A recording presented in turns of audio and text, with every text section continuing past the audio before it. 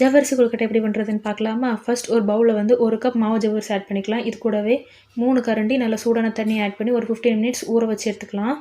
இந்த மாதிரி லைட்டாக ஊறினதுக்கப்புறம் நம்ம மறுபடியும் 3 கரண்டி நல்ல சூடான தண்ணி ஆட் பண்ணி ஒரு 1/2 அன் ஹவர் ஊற வச்சு எடுத்துக்கலாம். இப்போ கொழுக்கட்டைக்கான ஸ்டஃபிங் ரெடி பண்ணிடலாம். 1 கப் தேங்காய் துருவல் கூட 1/2 கப் நாட்டு சக்கரை ஆட் பண்ணி நல்லா மிக்ஸ் பண்ணி எடுத்து வச்சுக்கோங்க.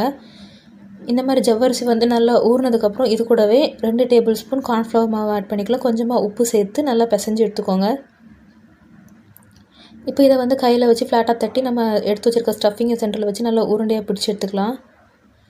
நம்ம எந்த பாத்திரத்தில் கொழுக்கட்டை வேக வைக்க போகிறோமோ அதில் வந்து கொஞ்சமாக கீ அப்ளை பண்ணிவிட்டு நம்ம பிடிச்சி வச்சுருக்க உருண்டையை 1 பை 1 ஆட் பண்ணி ஒரு 15 to 20 மினிட்ஸ் நல்லா வேக வச்சு எடுத்துக்கலாம். கூட ஊற்றி சாப்பிட்றதுக்காண்டி தேங்காய் பால் கூட கொஞ்சமாக ஏலக்காவும் நாட்டு சக்கரை ஆட் பண்ணி வச்சுருக்கேன்.